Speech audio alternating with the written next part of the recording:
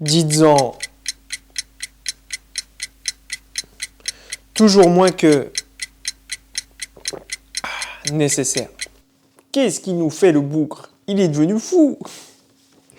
Ceci est la 4e loi du livre Power écrit par Robert Greene. Et si tu te souviens de la précédente vidéo où on a traité de la 3e loi et qui s'intitulait « Dissimuler vos intentions », tu te rendras compte que la loi numéro 4 n'est que le continuum de la précédente. En réalité, ces deux lois doivent fonctionner de pair. Elles doivent être combinées. Et si tu arrives, alors là, c'est le combo gagnant. Non seulement tu vas pouvoir induire les autres en erreur, mais tu vas augmenter tes chances de réussite dans l'accomplissement de ton projet, puisque beaucoup d'obstacles proviennent de ton entourage. Donc, contrôler son entourage est extrêmement intéressant. L'auteur nous explique que les personnages qui impressionnent le plus, qui sont intimidants, sont toujours très peu loquaces. Je t'invite à rechercher dans ton esprit une personne que tu considères comme étant charismatique et tu verras que dans son logiciel de fonctionnement, il y a le fait d'être avare en parole. En plus de ça, plus tu parles, plus tu as de chances de dire des bêtises, de dire des âneries.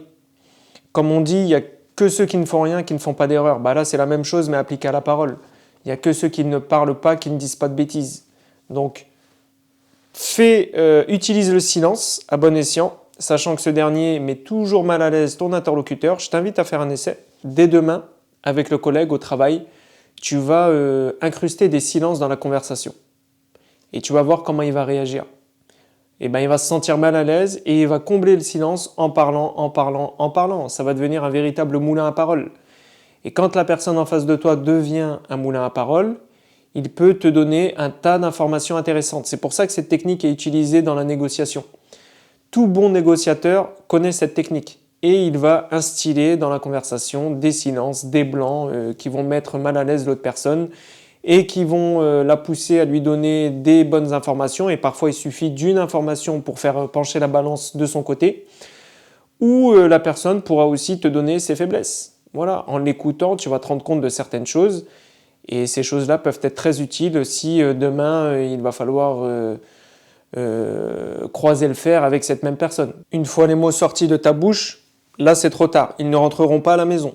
Alors fais très attention à ce que tu racontes et surtout n'utilise pas de sarcasme parce qu'ils peuvent être mal interprétés, mal compris et te coûter très cher plus tard. Par ailleurs, le fait d'être silencieux, d'être économe en parole va te rendre vraiment charismatique, énigmatique.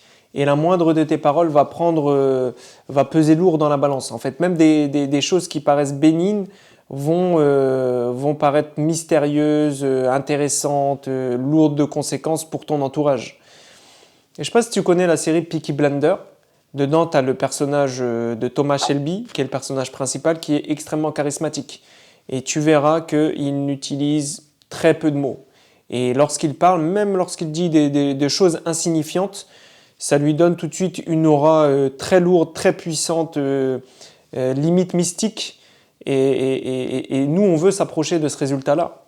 Il peut être vraiment très très intéressant. Et surtout, ça te permet d'économiser de l'énergie. Donc c'est pas si facile que ça à mettre en place, puisque une fois de plus, la nature humaine te pousse à parler de toi, te pousse à combler quand il y a du vide. Et justement, il faut laisser les autres combler et toi ne rien faire. Essayer de rester flegmatique au maximum. Donc voilà pour cette courte vidéo, abonne-toi pour avoir les suivantes et je te dis peace.